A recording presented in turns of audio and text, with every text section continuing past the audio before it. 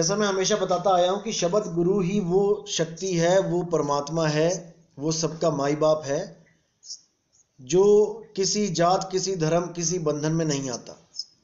वो हर बंधन से, हर जात से ऊपर है, हर देश से, हर सरकार से ऊपर है। वही सबका मालिक है, वही सबका परमात्मा है। लेकिन उस शब्द गुरु की सही जानकारी ना होने के कारण हम लोग आज तक उसको प्राप्त नहीं कर पाए। हमने बहुत पूजाएं करी, बहुत अर्चनाएं करी, हमने युगों युगों तक मंत्र जपे, हमने योग साधनाएं करी, बहुत कुछ किया, हमने तीर्थ व्रत पूजा कुछ नहीं छोड़ा। सतयुग से लेके द्वापर तक, द्वापर से लेके त्रेता तक सब कुछ करते ही आए।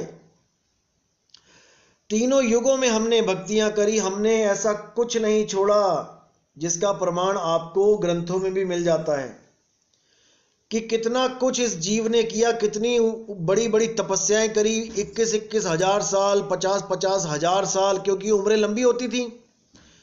50-50 हजार साल तक साधनाएं करी, लेकिन आज भी हम यहीं बैठे हुए हैं।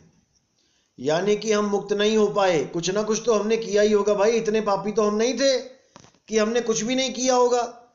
तीनों युग में कुछ तो किया होगा, मंत्र जपे होंगे, मंदिरों में गए होंगे, तीर्थ किए होंगे, चारों धाम किए होंगे, लेकिन आज भी हम यहीं बैठे हैं। इसका मतलब यह है कि कोई कमी रह गई थी हमारी भक्ति में, हमारी साधना में, जो हमें मुक्ति नहीं मिली। हम आज भी इसी तीन लोक में धक्के खा रहे हैं। क्यों खा रहे हैं? क्योंकि हमने उस शब्द गुरु का भेद प्राप्त नहीं किया।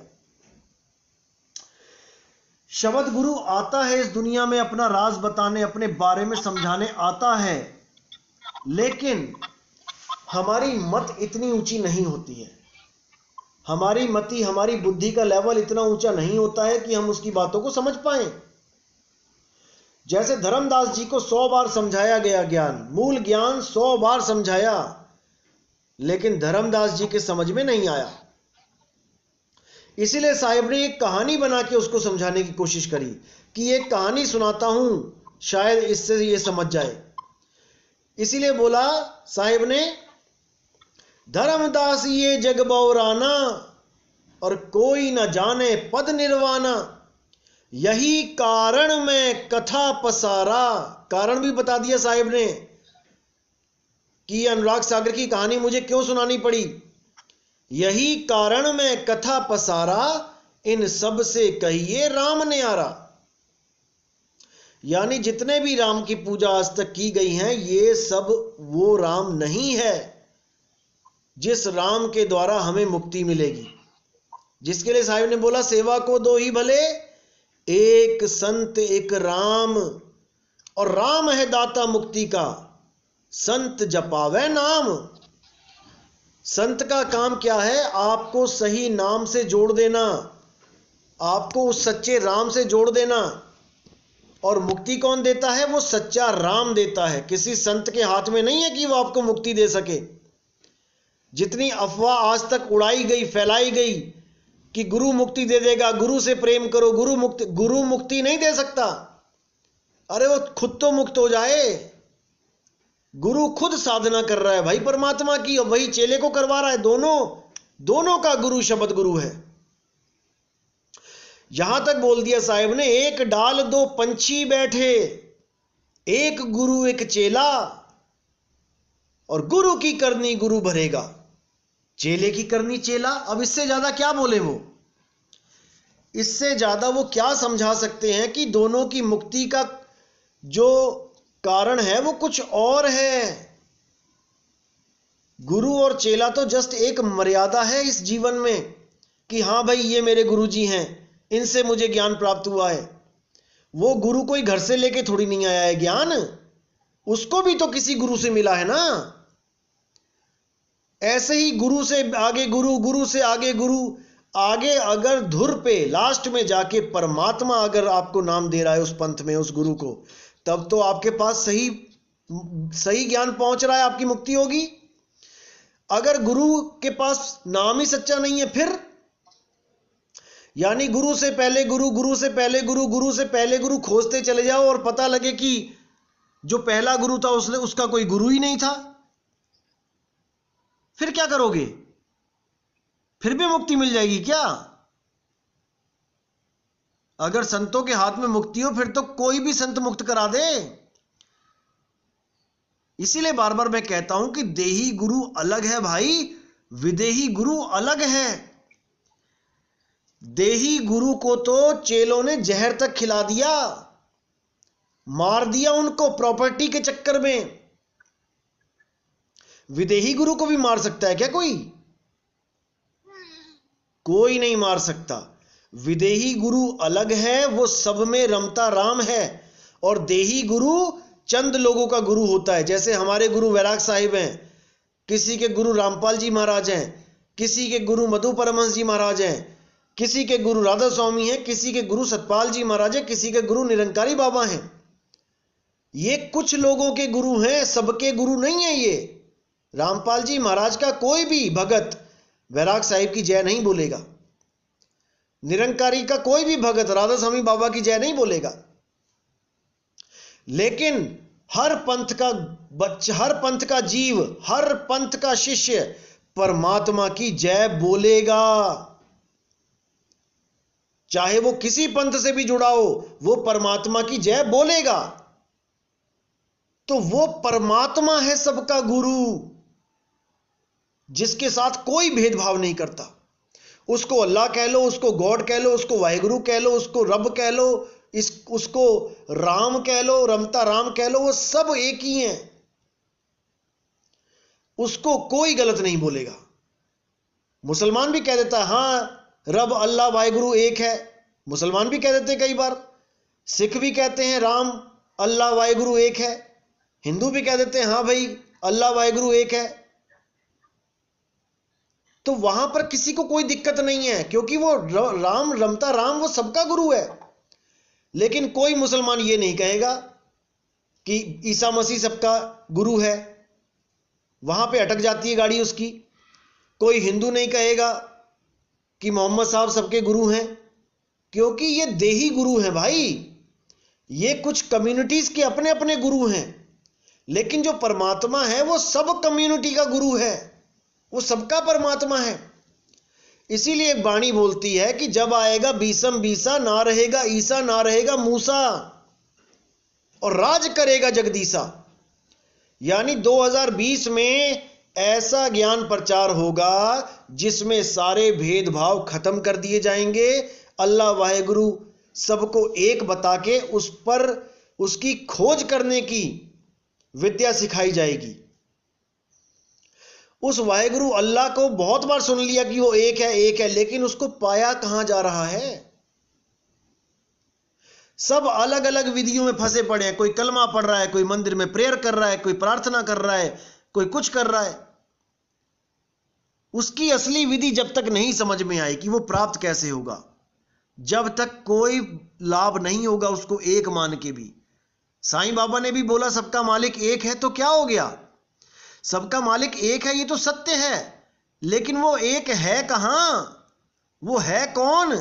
वो मिलेगा कैसे? ये भी तो बता दो। साईं बाबा ने कहा सबका मालिक एक है, और आज हम क्या कर रहे हैं? हम साईं बाबा की फोटो पूजने लग गए, हम उनके मंदिर में घंटे बजाने लग गए, लाखों करोड़ों का मुकुट पहना दिया उनको हीरों से जड़ा हुआ। उससे क्या हो गया? वो गरीबी में सारी उम्र काट गए। अब उनके जाने के बाद उनकी मूर्ति पे करोड़ों का मुकुट लगा दिया। उससे क्या हो गया? अगर वही पैसा तुम गरीबों में किसी काम लगा लेते, कोई हॉस्पिटल बना देते गरीबों के लिए, बच्चों के लिए कोई धर्मशाला बना देते जहां पर नादान बच्चे जो अपने जिनके माँ बाप नहीं होते वो बच्चे रहते, कोई बुजुर्गों के लिए आश्रम बना देते, उस पैसे से तो साईं बाबा बहुत खुश होते, बहुत ज्यादा खुश होते साईं बाबा। उनके सिर पे मुकुट रख के मंगतों की भीड़ आ जाती है मांगने के लिए, उससे खुश नहीं है वो। गुरबाणी कहती बिन बोलिया सब कुछ जानदा, और किस आगे कीजिए अरदास। रोज पढ़ते हैं पाठी, रोज पढ़ते हैं सिख मेरे भाई कि बिना बोले वो जानता है, लेकिन आज भी हजारों रुपए देके अरदास करवाते हैं। गुरबाणी क्या बोल रही है? पढ़ रहे हैं, सुन रहे हैं, रोज सुन रहे हैं, लेकिन समझ नहीं रहे हैं वाणी क्या बोल रही है। गरीबदास जी महाराज जी की वाणी क्या बोल रही है? देखो, पढ़ रहे हैं, सुन रहे हैं, लेकिन समझ नहीं रहे हैं। क्या बोल रही है? 52 अक्षर लेख राम रंग हो रही हो, वो अक्षर यामे नाही राम रंग हो रही हो, और कागज कलम कलेश राम रंग हो रही हो, वो रहे शेष का शेष राम रंग हो रही हो। वो गुरु शेष का शेष है, वो कागज कलम के द्वारा उसका नाम नहीं लिखा जा सकता, 52 अक्षरों से परे है। लेकिन कौन समझ रहा है? संतों ने वाणियां लिखी हमारे जीवों के कल्याण के लिए, और इन लोगों ने क्या किया? उन वाणियों का पाठ बना दिया। 12,000 का पाठ करवा लो, 15,000 का पाठ करवा लो। संतों को धंधा बना दिया इन लोगों ने, संतों की वाणियों को धंधा बना लिया। अरे संतों ने ये वाणियां जब गाई थी तो क्या उन्होंने 12,000 का पाठ करवाया था किसी से? जब संतों ने ये वाणियां लिखी थी तो वहां पे क्या एमआरपी लिखा गया था कि ये 12,000 का पाठ होगा, ये 21,000 का पाठ होगा? ऐसा लोगों ने भ्रमित कर दिया समाज को, और मरता क्या ना करता, सब लगे पड़े हैं अंधी भेड़ की तरह। एक भेड़ जहां जा रही है, भेड़ अंधी नहीं होती है आंखों से, भेड़ अकल से अंधी होती है, अकल नहीं होती उसमें। एक भेड़ जा रही है कुएं में, सारी भेड़ें गिर जाएंगी। एक भेड़ जा रही है आग में, उसको देख के सारी आग में चली जाएंगी। तो इतना ज्यादा इन्होंने भ्रमित किया है समाज को इन संतों ने कि बहुत मुश्किल हो चुका है इन लोगों को सही रास्ते पे लाना। ये जल्दी नहीं आएंगे सही रास्ते पे, क्योंकि माया की छाप लग गई है। अब पैसा कमाना, संतों की वाणियों से पैसा आने लगा है करोड़ों अरबों में। अब इन्होंने कंप्रोमाइज कर लिया है। लेकिन भाई पैसा कमाने से कुछ नहीं मिलने वाला, यहीं रह जाएगा, सबका यहीं रह जाएगा, बल्कि तुम पे कर्ज बढ़ जाएगा। तुम्हें बैल बन के आना पड़ेगा। जिनसे पैसा तुमने खाया है उनके घरों में बैल बन के उनका खेत जोतना पड़ेगा, कुत्ता बन के रखवाली करनी पड़ेगी। तब समझ में आएगा कि ये संतों की वाणियों का पैसा कैसे खाया जाता है। आज तो गाड़ियों में घूम लो, आज तो लाखों की गाड़ियों में घूम लो। गरीब अपनी मेहनत की कमाई पेट काट काट के 10-10, 5-5 रुपया देता है। उस गाड़ी कमाई से ऐश कर लो, लेकिन वक्त आएगा, और ऐसा वक्त आएगा कि तुम्हें समझ में आ जाएगा। हमारे मदन पंथ में भी ऐसे बहुत से हैं, बहुत से हैं। एक साधु ऐसा है जिसने हजारों रुपया इकट्ठा कर लिया, मैं गुरुजी की समाधि बनाना चाहता हूं, मैं गुरुजी की समाधि बनाना चाहता हूं। लोगों ने भाव में आके पैसा दे दिया, 1,00,000, 1,15,00,000, 1,50,000 इकट्ठा हो गया। अब महाराज जी आ गए अपने आश्रम पे, और क्या किया? लैट्रिन बाथरूम बना के बैठ गए महाराज जी। समाधि के नाम पे पैसा इकट्ठा किया और लैट्रिन बाथरूम बना के बैठ गए। अब जब भगत पहुंचे उनके आश्रम पे कि गुरुजी आपने इतना पैसा इकट्ठा किया था, समाधि कहां है, हम दर्शन करना चाहते हैं, फोटो खिंचवाने आए हैं साथ में गुरुजी की समाधि के, तो समाधि तो है ही नहीं। समाधि कभी गड्ढा खुदवाया होगा समाधि के लिए, नींव के लिए, तब तो बनेगी वो। लैट्रिन का गड्ढा खुदवा दिया उन्होंने महाराज जी ने। तो उनको क्या लगता है कि ऐसे क्या पच जाएगा ये पैसा? अरे नहीं भाई, भगत के अन्न में बड़े बड़े दांत हैं, और भजेगा तो पचेगा, नहीं तो फाड़ देते आंत हैं। ये तुम्हारी आंतें फाड़ेगा वो पैसा जो तुमने हड़प कर लिया है। कबीर साहब तो वैसे ही मंदिर मस्जिद के खिलाफ थे, समाधियों के खिलाफ थे। उन्होंने कब कहा कि तुम किसी गुरु के नाम पे समाधि बनाओ? उन्होंने तो हर चीज का खंडन किया। लेकिन मदन साहिब के पंथ में भी समाधियां चैन नहीं लेने दे रही हैं। अरे 100 गुरु खत्म हो गए तो 100 समाधियां बन जाएंगी, फिर तो कब्रिस्तान लगेगा, आश्रम कम लगेगा। तो इन समाधियों के चक्कर में नहीं पड़ना है। शब्द गुरु तुम्हारे घट में विराजमान है, तुम्हारा गुरु समाधि में नहीं है। वो तो एक शरीर था, वो चला गया, मिट्टी में मिट्टी मिल गया। तुम्हारा गुरु तुम्हारे दिल में जीवित है सदा सदा के लिए। तुम्हारा गुरु तुम्हारे दिल में जीवित है सदा सदा के लिए।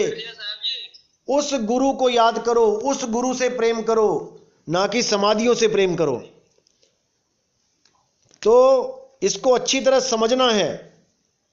जब तक ये नहीं समझा, जब तक बात नहीं बनेगी। इसको समझना ही पड़ेगा, नहीं तो क्या होगा, नहीं तो हमेशा ऐसे ही भ्रमित करने वाले लोग आते रहेंगे और आपको भ्रमित करते रहेंगे। तो साहिब ने साफ बोला, गुरु करो जान के, पानी पियो छान के। गुरु को अच्छी तरह परख लो, समझ लो कि जिसको मैं साधु को गुरु बनाने जा रहा हूं, वो साधु गुरु बनाने लायक है भी कि नहीं। नहीं तो तुम्हारा भी शोषण करेगा वो, क्योंकि जो बिगड़ा हुआ है वो बिगड़ा ही रहेगा, वो सुधर नहीं सकता, चाहे भले वो साधु बन जाए। जब तक वो अपने आप को सुधारेगा नहीं, कोई ऐसी शक्ति नहीं जो उसको सुधार सके, क्योंकि अपने आप को स्वयं सुधारना है। हम ही हैं अपने मालिक, हमें ही अपने मन को कंट्रोल करना है। ऐसा कोई गुरु नहीं है जो तुम्हें कोई ऐसा मंत्र दे दे कि तुम्हारा मन कंट्रोल हो जाए, ऐसा कुछ नहीं होगा। हमें ही साधना करनी पड़ेगी उस सार शब्द की, हमें ही अंदर से प्रेम जगाना पड़ेगा मालिक के लिए, तब बात बनेगी। अगर ऐसा गुरु कोई कहता है कि हां मैं तुम्हारा मन कंट्रोल कर दूंगा, तो मुझे लेके जाओ उसके पास, लेके चलो जरा, मैं देखता हूं कि कौन सा मन कंट्रोल करेगा वो। ये सब भ्रमित करने वाली बातें हैं। परमात्मा आपको ऐसी जुगत बताता है जिसको करने से आप स्वयं अपने मन के राजा हो जाते हो। आप मन के ऊपर बैठ जाते हो जाके, मन आपका गुलाम हो जाता है, आप मन के गुलाम नहीं रहते। तो उस विधि को जानना है।